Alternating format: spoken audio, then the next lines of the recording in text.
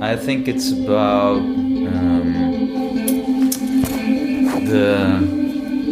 about exploring, and it's like multifaceted exploring in a sense. It's exploring yourself, or how you can relate creative processes to your daily life experiences.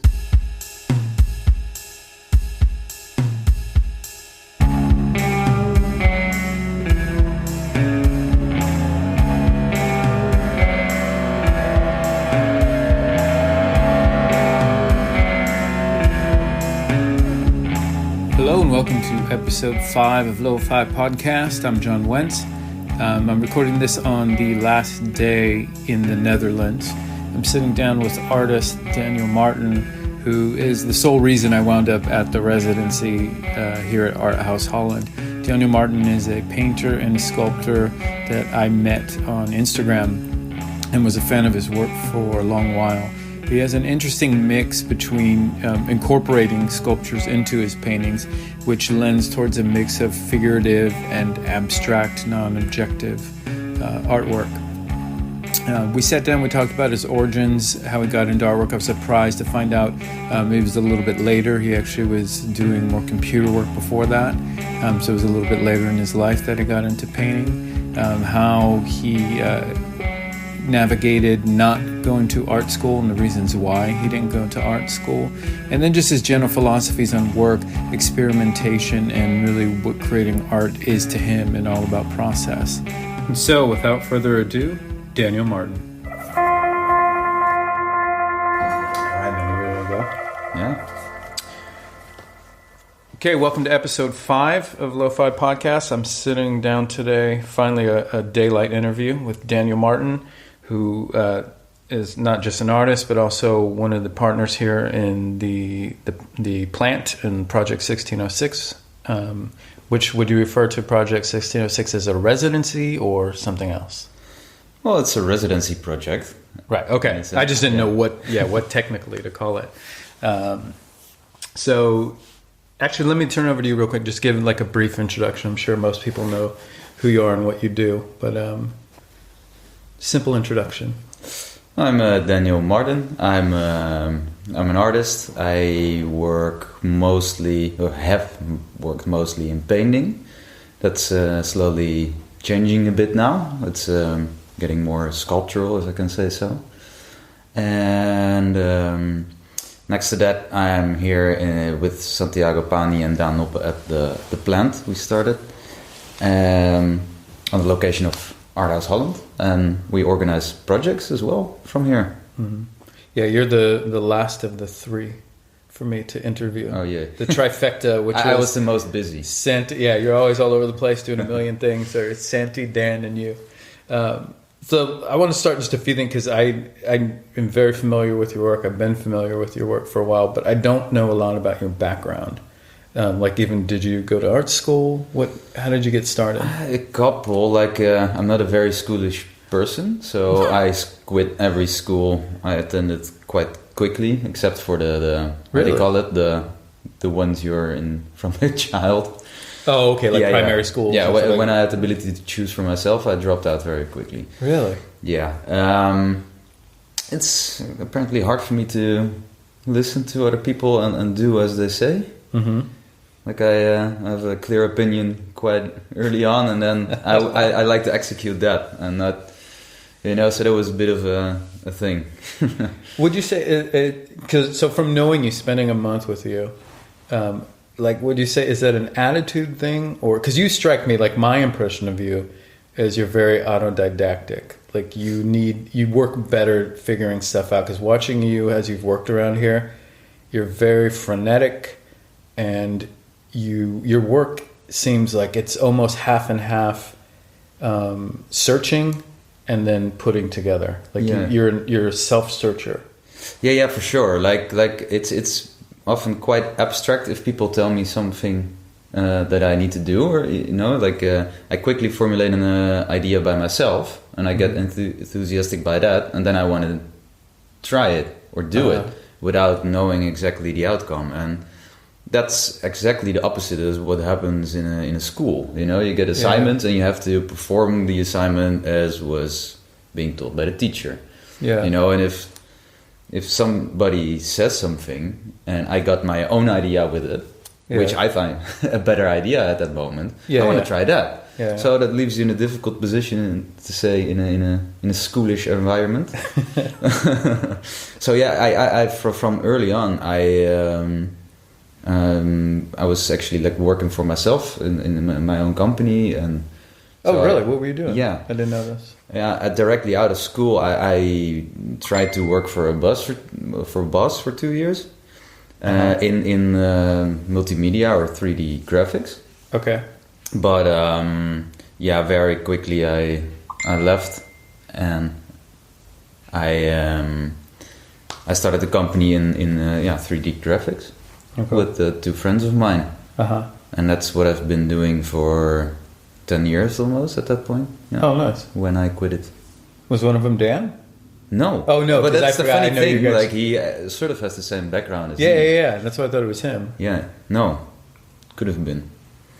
Ah, that's interesting. And where are you from in the Netherlands? Because you're born in the Netherlands, yeah. Yeah. I was born in The Hague. Oh, okay. Lived there for the first 5 years of my life, so don't remember much from that. Yeah. And then moved to Oesgeest, which is close by here. And always lived around in the neighborhood here. And were you starting out? Because another thing I'm curious about with your work and like how you began is because also your work is, at least now, it's like 50-50 traditional, or not even traditional, but it's painting and sculpture.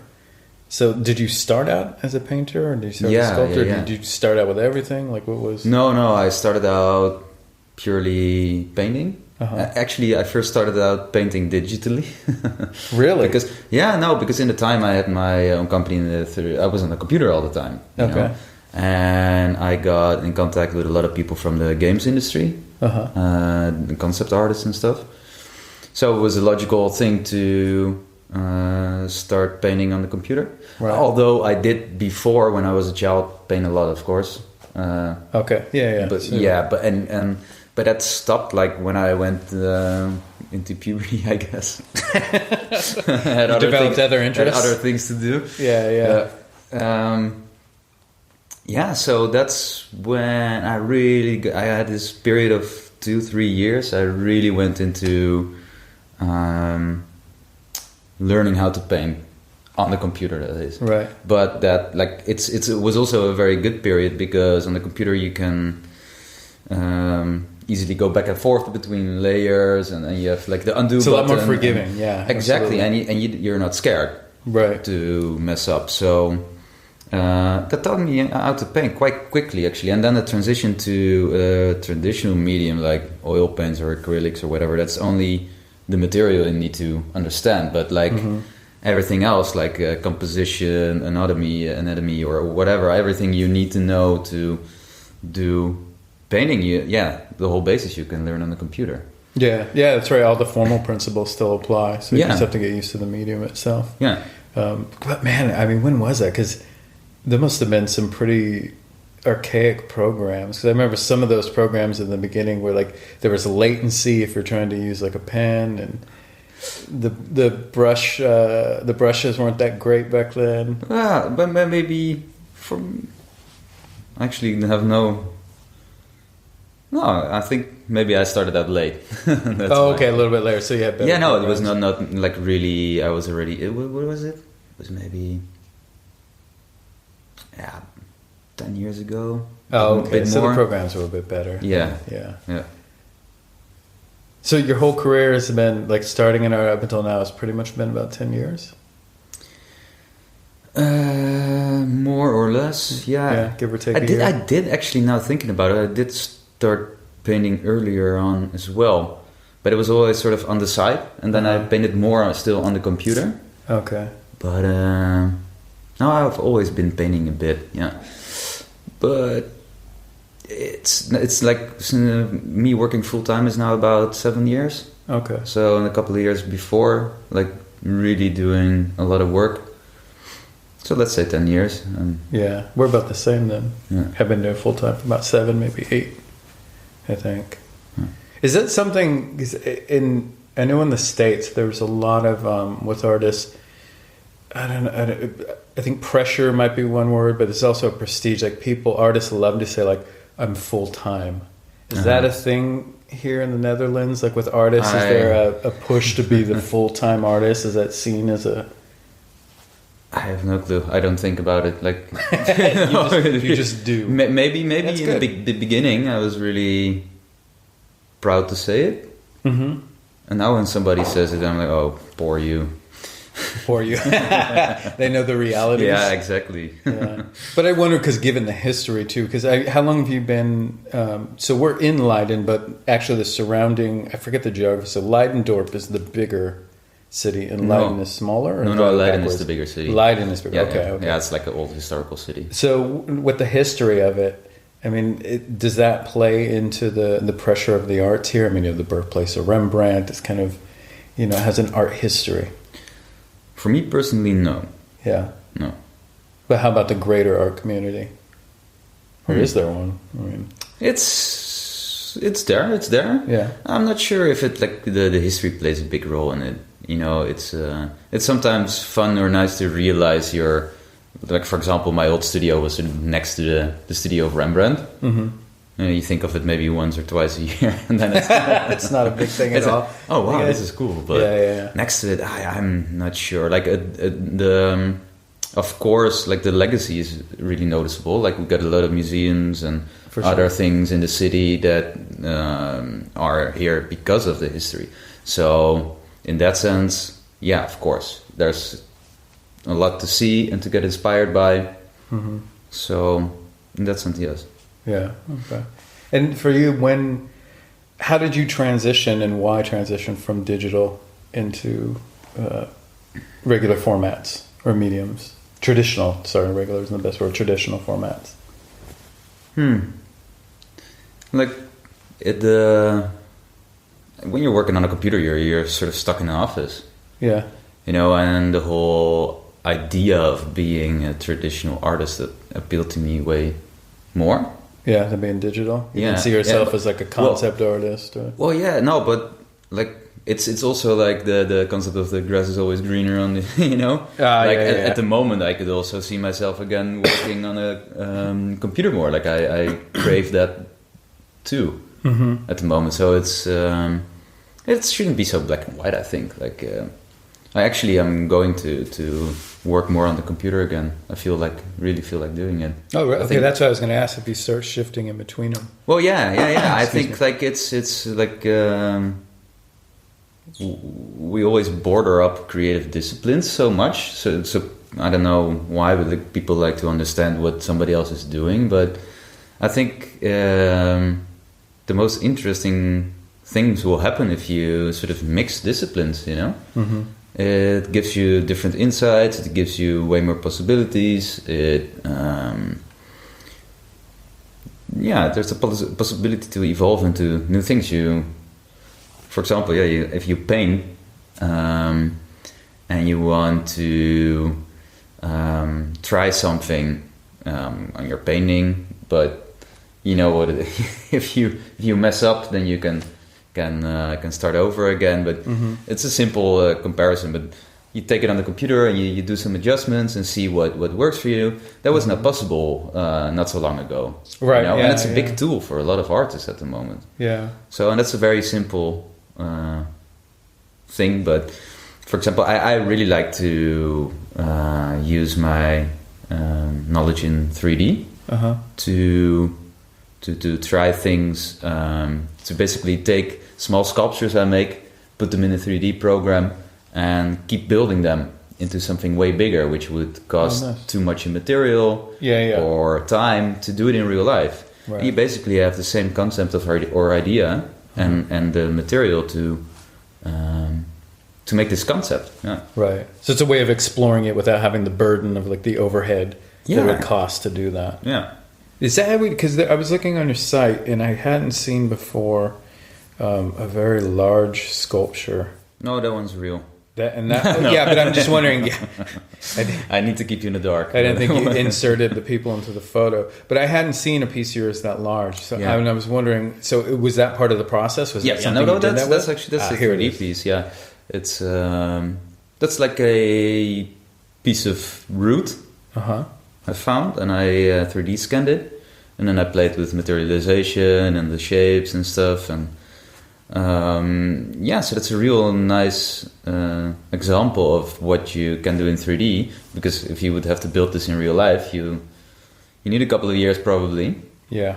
And And the money. it was very nice for me to explore and being able to see what it could do, because it gives you a very clear idea of what it can be, without putting in all the effort, you know, Right. of like literally going through the whole process of building it. And that's the quick a quick method of creation I really like. You know, sometimes you have an idea and you just want to see it quickly without having to spend a lot of time. Yeah, for sure. Yeah, it's a way. It's a new way of doing sketches, or it's a maquette. Yeah, or- exactly. Yeah. But how much of it too for you is like the switching in between? Because sometimes I wonder myself about, like, you know, you take something just painting, it's all been done before. Does that play any role in you switching in between? Because that's where I personally see like a lot. I mean, there's been a lot of experimenting, you know, between multidisciplinary works, but painting in and of itself, I feel like there's nothing really new you can pull out of it. So it makes sense to be mixing it with digital or mixing it with other things to try and find something new, maybe. Does that play a role at all for you? Yeah, like first I just like to paint, you know, and the process is great, of course. Yeah. But then I felt something was missing, and like at this moment, I think I can really say I found what was missing, and it's really the exploration, you know, the search. And the ability of finding something new you yourself never saw before, and going through the process of finding that.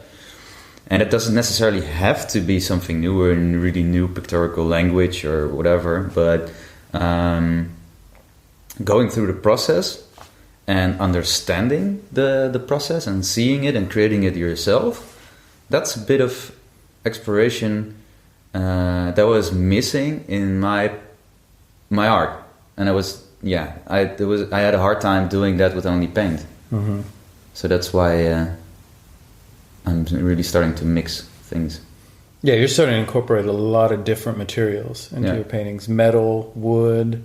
Yeah. What else? Everything you can find. Yeah. And so I'm curious to when you're doing that. So when I look at the paintings, and that's some of my favorite works. I remember seeing when you started doing those, or at least when I started noticing them on Instagram. I really, really fell in love with them.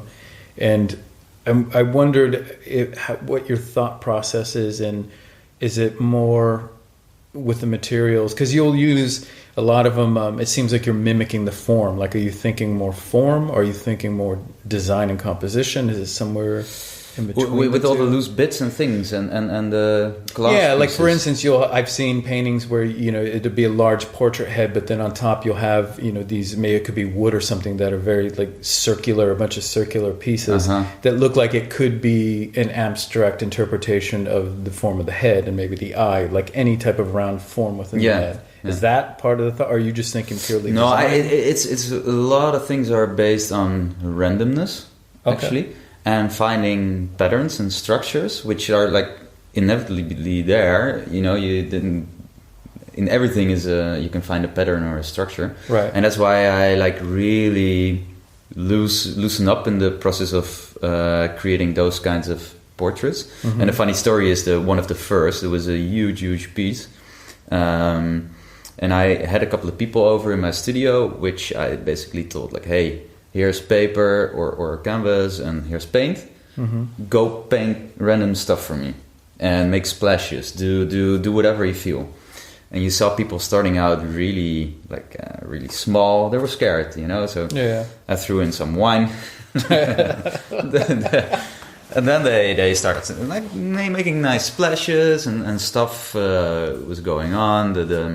The material really worked in its own way, you know, because you can see when somebody is trying too much. If you let materials behave in their own way, then you get this nice forms and stuff in happening in there. Right. Then I got in another group of people who I basically told, like, hey, cut out of these paint stains and other shapes, cut them out how you want it.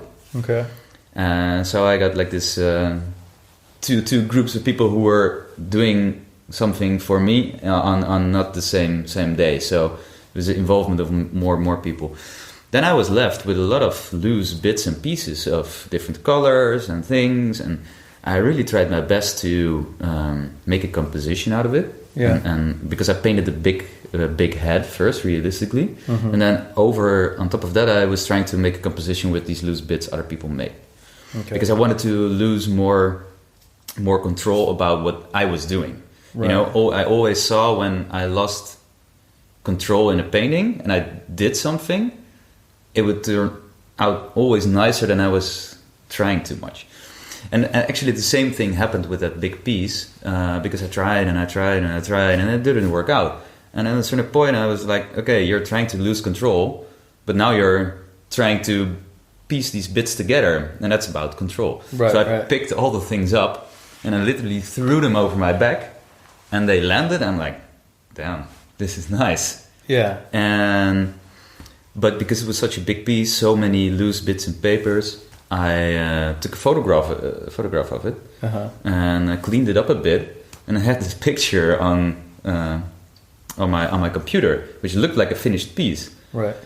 And I put it out on Instagram, and so many people liked it, and I was like, oh damn! Now I have to glue everything together. Yeah. I did, and then it was a totally finished big piece, but the whole process was so random and about losing control and having a limited amount of input in what was going to happen.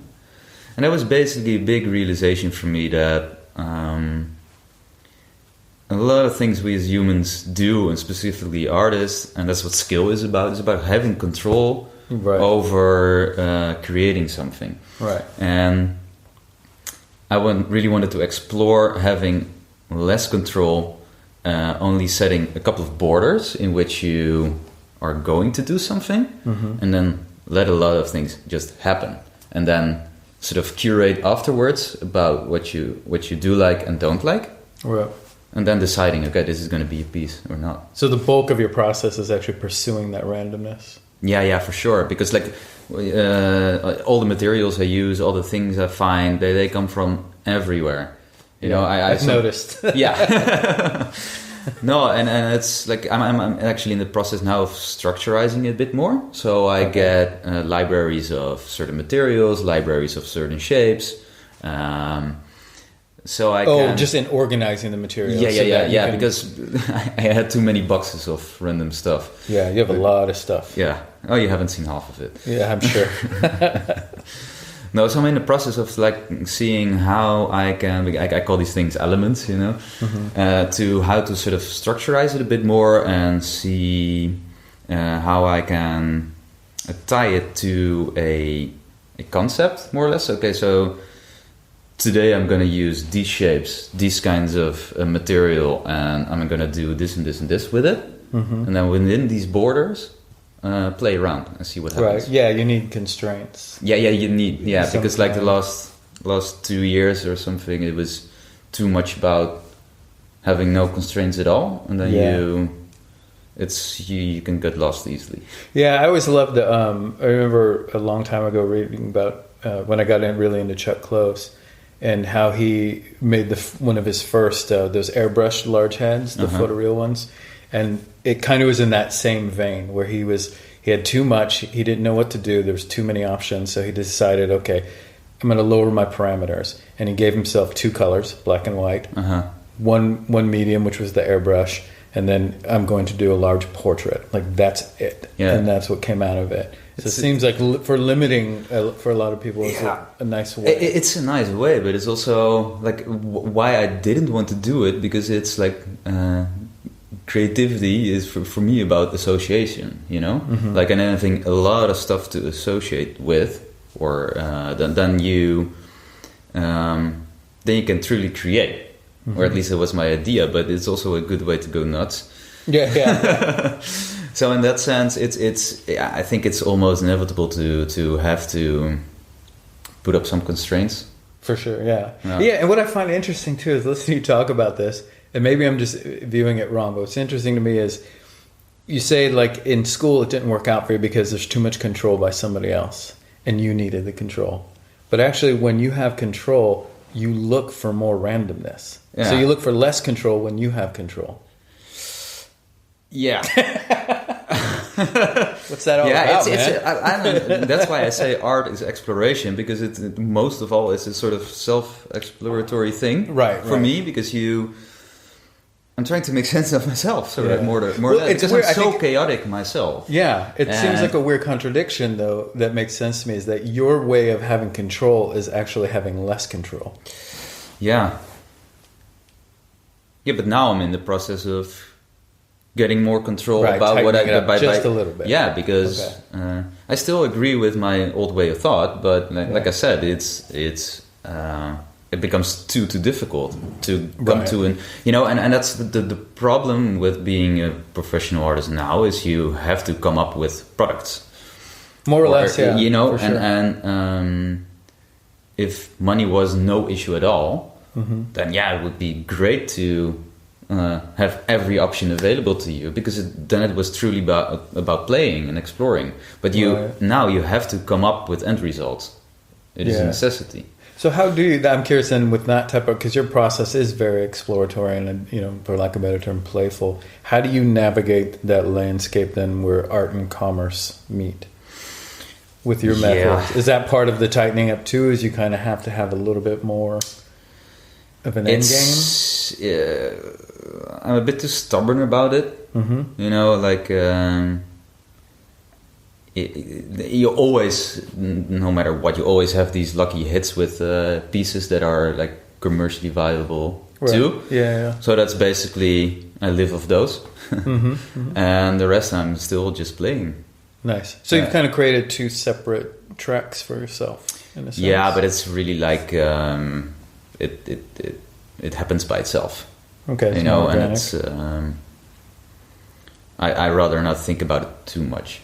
It's and up until now it worked for me, but I think it's also like playing for so long until you really find, okay, this really could be a series, and I'm happy to make variations on a concept, that by itself is commercially viable, because people need to see one thing more times, and then they right, and then it's a series, and then it's an identity. Exactly. So I think it can be both. I think it can be both. Yeah. And another thing, all these thoughts are like popping into my head. I'm wondering what's your opinion then on academic art or schooled art? Because the way it's something like, for me, here's something that I've learned while I've been here, because it's been a long time since I've worked around other artists, and even though I know like Andrew Salgado, he's a schooled artist, but his working methods are very much his own personality.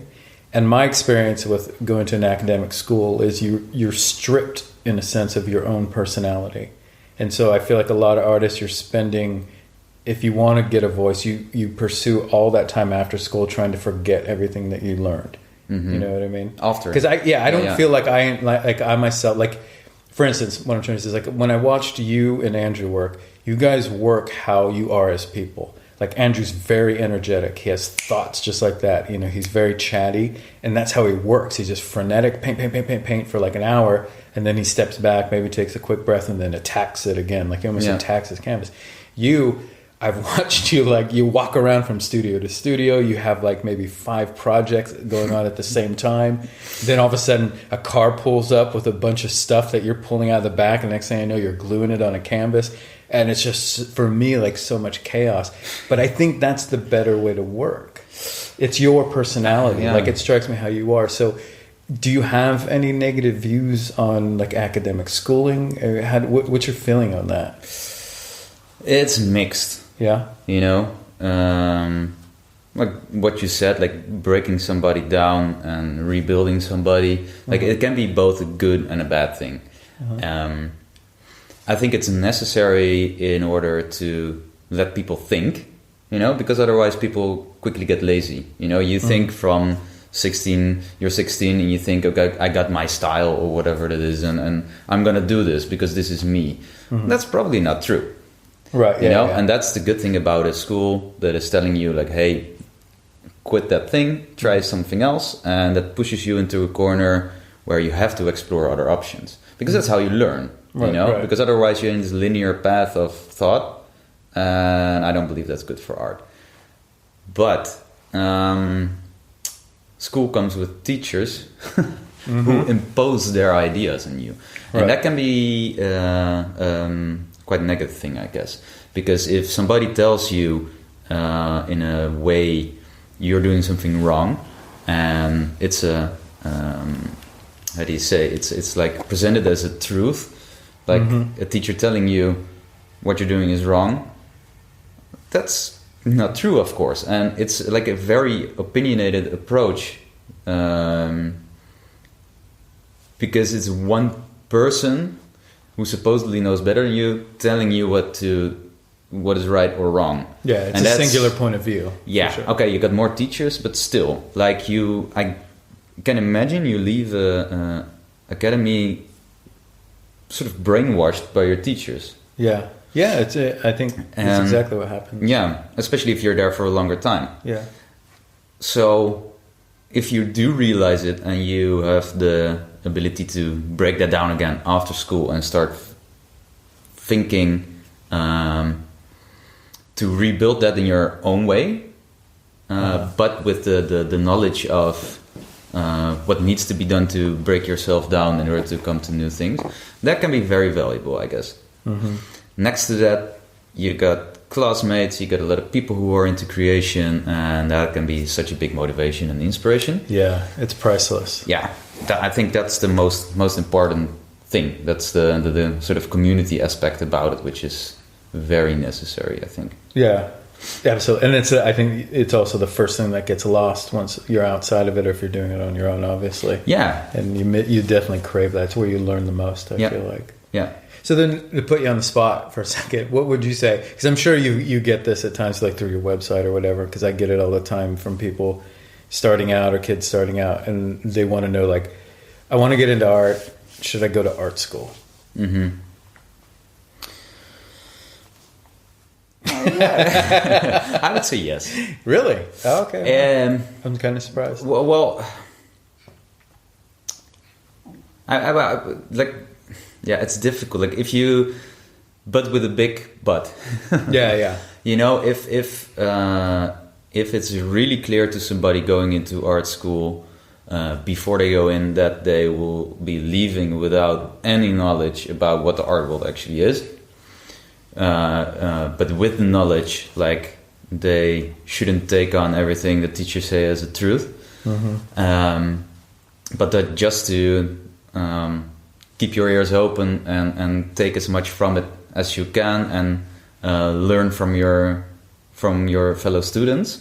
I think that's a definite yes. Right. I think, and that outweighs the cons. So.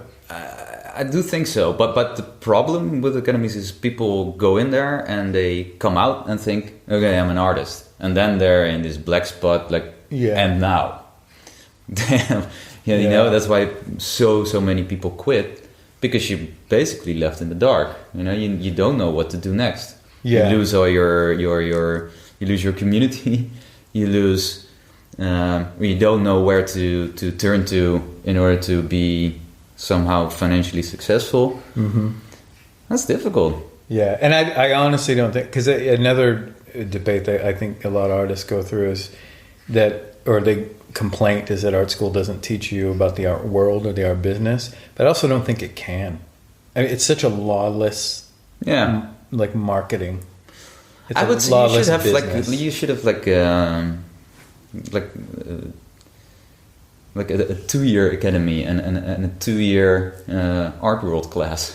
Right. But I think That may have worked 10 to 15 years ago, but the other thing, I feel like now it's like the landscape changes so frequently because of the internet. It's actually makes it difficult to teach, and you have wider parameters of like how to approach it. Yeah. You know what I mean? It's almost, and it's a terrible thing because what do you do outside of school? Like there's no guidance there. So you're just kind of literally thrown into the fire and just kind of figure it out yourself. Yeah. You know, but I wonder too, I think another thing for me is like the downside of schools, because I agree with everything you're saying. I think it's a great perspective, but there's also that, like I experienced this, that because you pay so much, at least in America, I mean, we pay like over $100,000 for an art education. Really? Yeah, it's ridiculous. Don't do it. Just don't do it in America.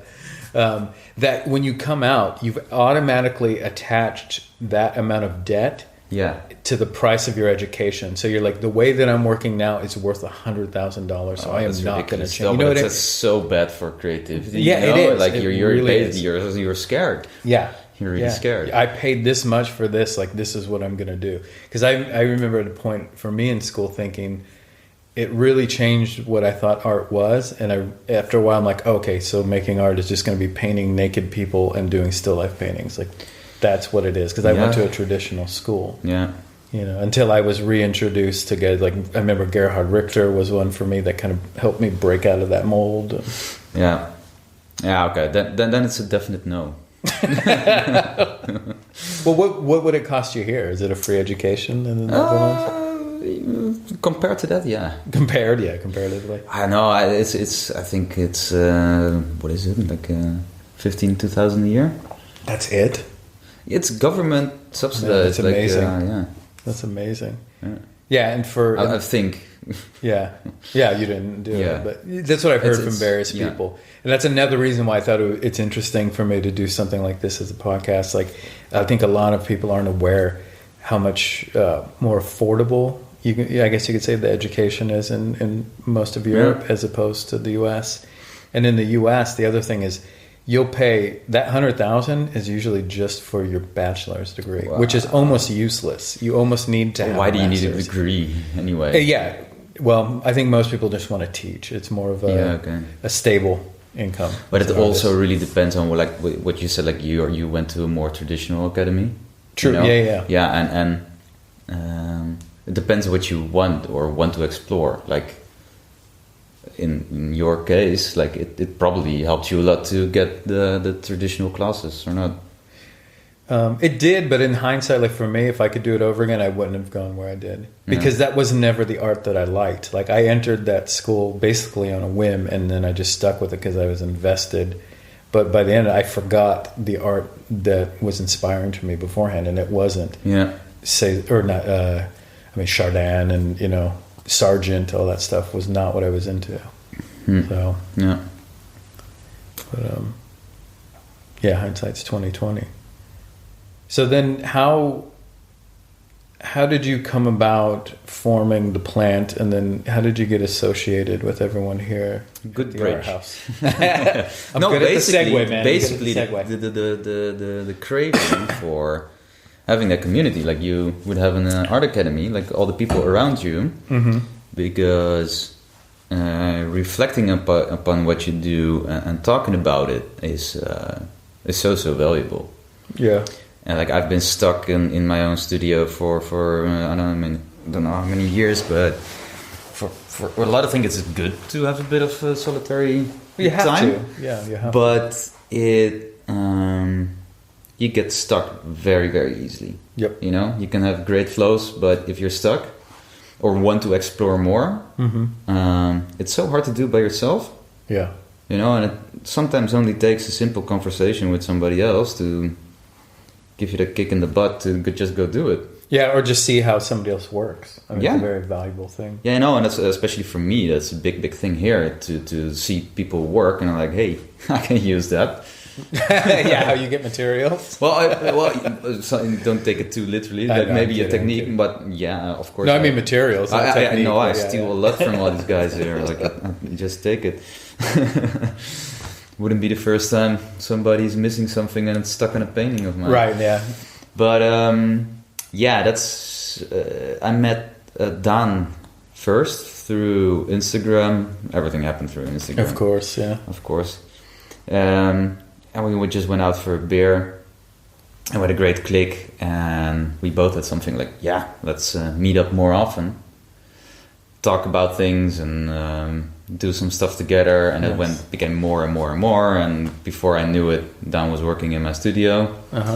And then I met Santi, which had this amazing big farm and Art House Holland with Manon, his girlfriend, and running an art residency on it. And I came over and I was like, wow, this is such a big and cool place, and it has so much potential to grow into something more than it already is. Yeah. That it didn't took us much time to just say like, hey, let's work together on the same property, and let's create a studio where we work with the three of us in one place. And then we thought like, hey, let's give it a name. It became The Plant with a wink to the factory of Andy Warhol. And we basically wanted to do the same thing, like create a place where people come together, create together, talk about art, but with the only difference that there is internet now. Yeah. So we can share what's going on with more people, and hopefully be an inspiring thing for more people, and also having the possibility to get more people here and really create this art community. Yeah. So they, how long was the Art House Holland here before you guys opened the plant? I think 2.5 years. 2.5 years before you started the plant. What were you guys doing with the studio space that's now the plant? What was that before? It was a tool shed. Oh, well, they weren't even utilizing there was not much going on. Yeah. Man, you guys are sitting on a gold mine here. I mean, in terms of like art spaces and stuff. Yeah. There's so much space, but it's that's our the battle now is to we're with a relatively small group. To how can we make use of everything and build it to something way bigger than it is now. Yeah, and that's a hard thing. We're all artists. That's already 2 full-time jobs, and then next to it you want to do or create this place. So yeah, it's a lot of work. Yeah, and the plant has been up for about a year now, or a little more? Something like it. I feel like that's when I saw it pop up online. Yeah, something like it. Okay. Yeah. Beginning of this year, so not even a year. Not even a year. Yeah. Okay. Yeah. No, we started it when we came back from Mexico. Yeah. We went there with the 3 of us, and this was end of February that we were like hosing down the barn and getting materials to build in walls and lighting and the whole stuff. Man, it's not so long ago, actually. Yeah. Okay. Yeah, that seems about right. And a little less than a year. Yeah, I remember that popping up on Instagram. And was everything else like because we're sitting in the print studio right now recording. This was here prior to that because they had it for this was here. Okay, so the plant space is the only thing that's really new. Yeah. And then you'd mentioned Mexico. So you guys, are you tying? Because Santi has a space over there in Mexico, and are you tying the plant into that, or is that just a part of Art House? Yeah, that's a thing we're also figuring out. Like everything shouldn't have too many names and stuff. But we talked about that. It was like the Art House was already there. Yeah, and then we started the plant, which is basically a different thing. Like Art House is the residency that's running all year long.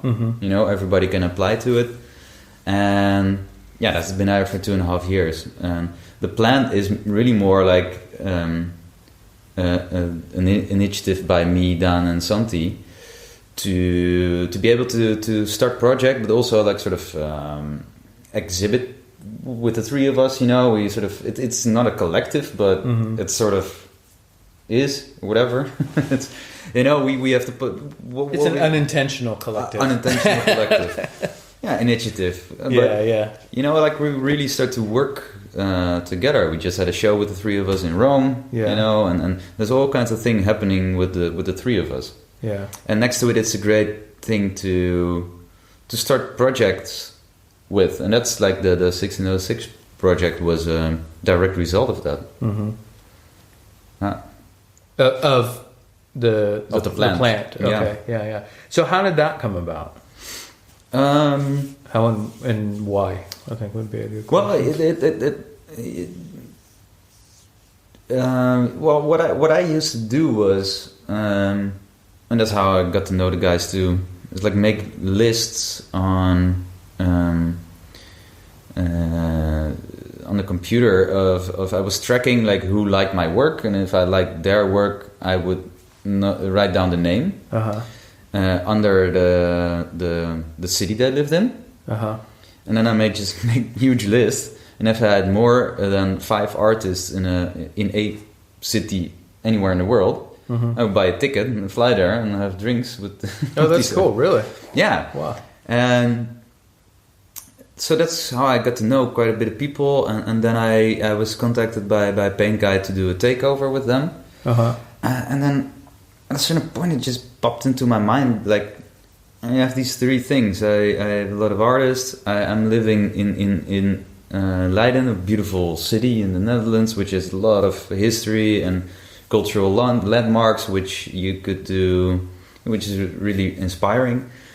And I got, I was working with Paint Guide, so I thought like how to connect these 3 together. Sorry, I'm missing out art house. Yeah, and the space. So I was thinking, okay, how about creating a residency project with artists I admire and having them over together, like having multiple professional artists over at the same time in this place, next to the city in which you can do like get inspirations from, and then document the whole thing and sort of broadcast it on Paint Guide and paintguide.space, right? In order to create this sort of inspirational story for people to see, and that was basically the beginning of it, and then it turned into something which was also like a collaboration with the University of Leiden and Ars Emula Naturae. Right, doing the workshops. Doing the workshops, to also give back to the local art community. And it sort of started like making sense, you know? You do a lot of things, you get cool artists over, make them work in one space, and hopefully they will pick up stuff from each other too, because when you're being a professional artist for a longer time, you're probably like you have one thing you're doing, one way of working, and what would happen if you mix it up with other artists? Like what would they pick up from each other? You know, and that was basically the idea of the 1606 project.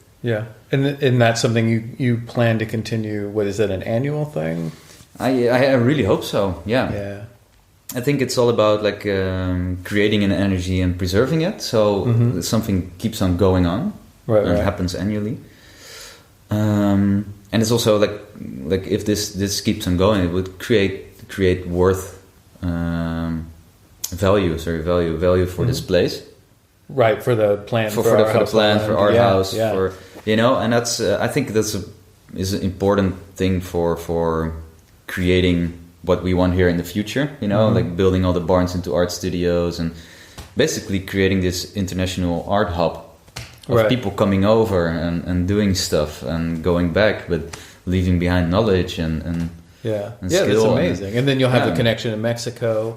So like in the far future, like what I would really like to see happening is having multiple of these hubs around the world, and it doesn't need to be ours, you know, but having contact with these hubs. And you can basically, as an artist, travel around between these hubs.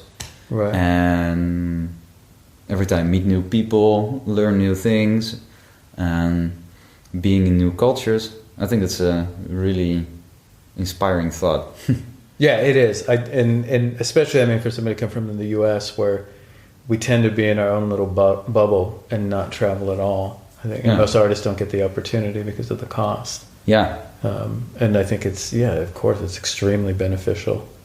You know, for me, just being in Europe for 2 years has been, I mean, it's changed me 180 degrees. But it's not only like for you personally interesting, like to be ripped out of a bubble you live in, but also for your creation. You know, it's about seeing things differently and being able to act upon them, and that's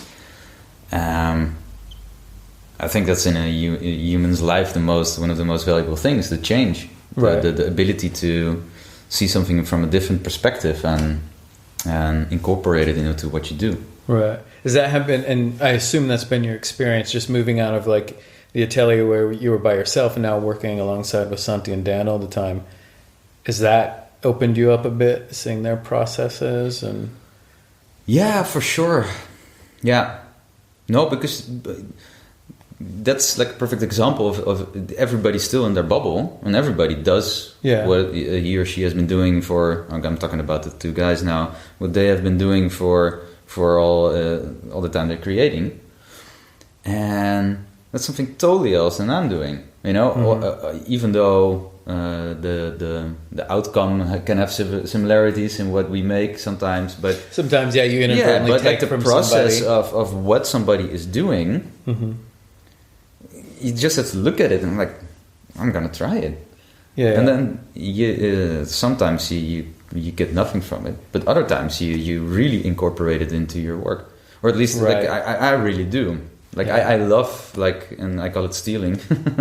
Stealing from other people, because that's how you come to new things. Right. But do you think there's a difference? Because for me there is, and I'm almost ashamed to admit I've only realized this in the last couple of years, that there's a big difference in what you steal from an artist. Like, I think that term has been kind of bastardized too much, because now where everybody seems to just look at art on their phones, stealing is a very surface thing, right? I'm going to steal that color pattern. I'm going to steal this. I'm going to steal that imagery.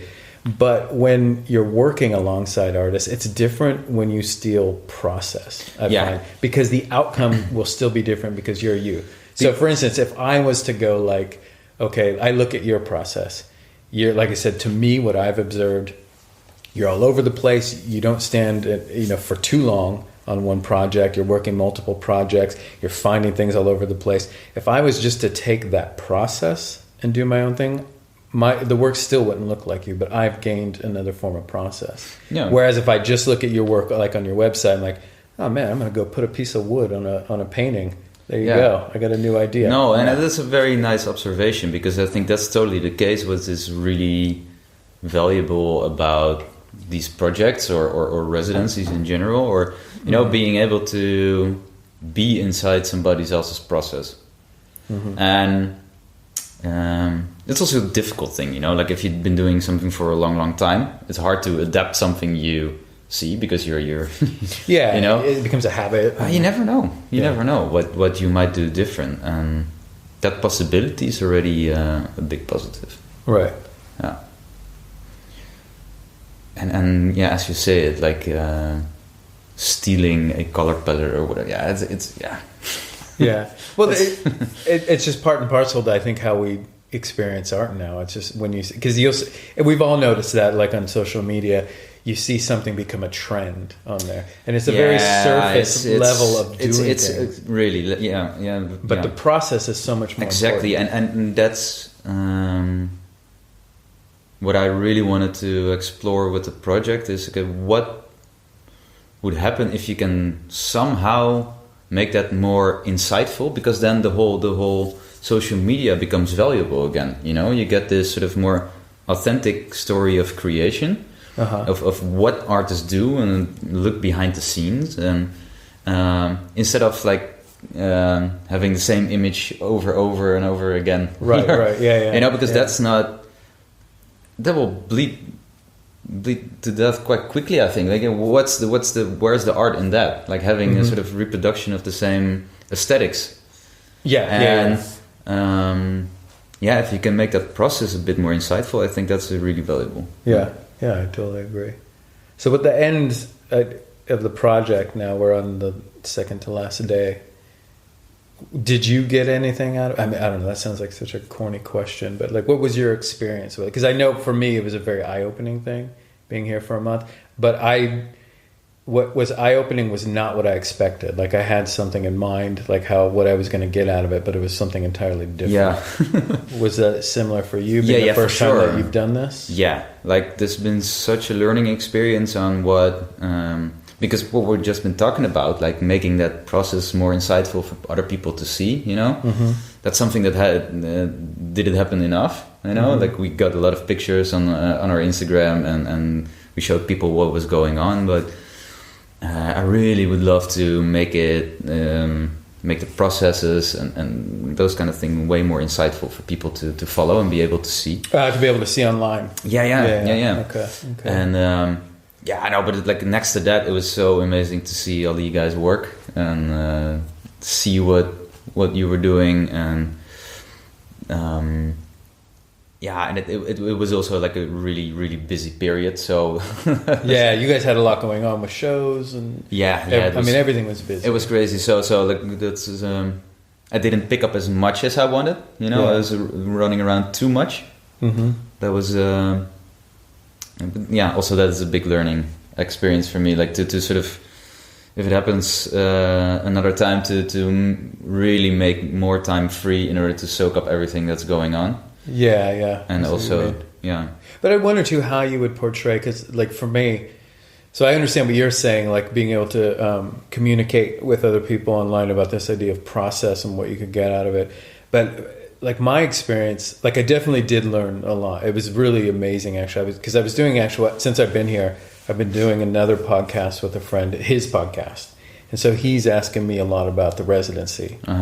And I definitely, you pick up things working next to other artists. I was telling him that I hadn't done anything like this since school. So it was really exciting to be around other working artists and seeing their methods and how they approach art. But I felt for me, it was the not making art times that I kind of were the most beneficial to me. Sitting around at dinner, like we're having a lot of dinners or we had a lot of drinks, things like that, where I felt in a weird way, I learned more about art and art making because of that. And like, how do you communicate that to other people? It seems like the thing that's tough, no. So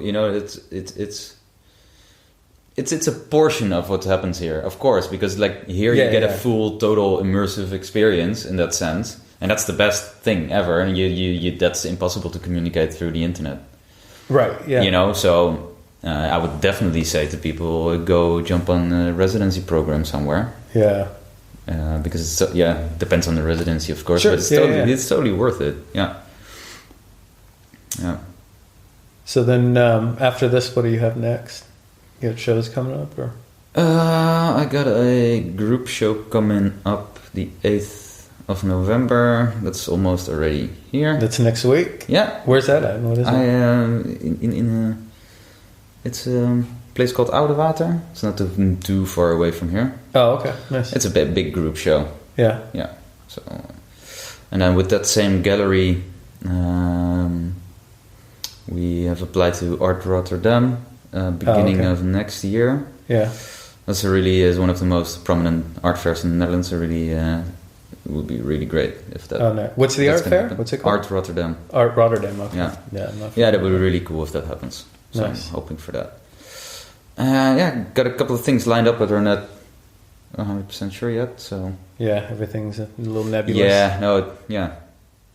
And then, with your work, do you have plans to explore more, like you were saying, like into more digital or anything else? Are you continuing with kind of this found object and painting mix? Both. Doing it all. Yeah. No, I do think in winter time I will pick up the computer more. Because it's cold. Yeah, it's cold as well. You don't want to go into the studio. It gets cold here, man. Yeah, it's my first winter here too. Like, oh, it is. Yeah. How could it be your first winter? You mean here in the? Okay. It gets cold and dry. Like overnight, it got dry. Yeah. That's crazy. That's gonna be a thing. Last year we escaped to Mexico. Oh, that's right. And the studio wasn't here yet, but okay.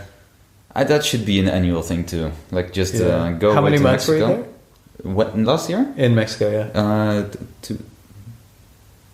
2.5. Oh, that's so nice. Yeah. Spending 2.5 months. Something like it. I'm probably going this year again. Nice. I started collaborating with a gallery there, and I probably gonna go there and work at the Santiago's place in Mexico. Oh, okay, yeah.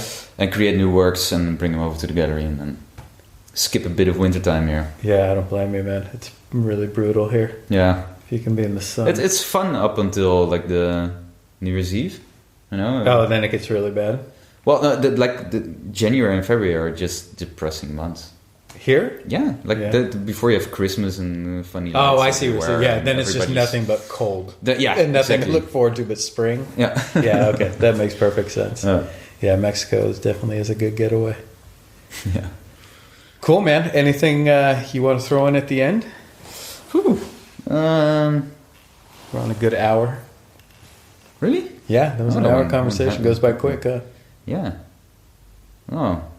Well, how did you enjoy your residency here? I loved it, honestly. And I'm actually today, today's I'm packing up, and it's kind of bittersweet. I feel a bit sad. Because like the selfish end is like I actually learned a lot, like working things that I needed to change for myself and my art making. I kind of picked up here, which was really amazing. But you know, aside, like everybody's really, really cool here, so that's kind of tough to leave because now I'm going to go back to Paris. It's going to be dark and gloomy, and I'm just going to go day in and day out. Like I love our studio space, but it's a communal space, so I have to spend all day in headphones. You know, just in your little spot working. It's going to be a bit like putting on a wet bathing suit, you know? Yeah. It's going to be uncomfortable. Wet bathing suit. Yeah, you know what I mean? It's just like at first it's cold and uncomfortable, but then you settle in. Yeah. But yeah, no, it was awesome, man. And yeah, I definitely want to thank you for inviting me. It was a really great experience. Yeah. It was so good to meet you. Yeah, you too, man. And welcome back every time. I'll take you up on that. I love the Netherlands. I love it here. It's crazy. It's the cheese, huh?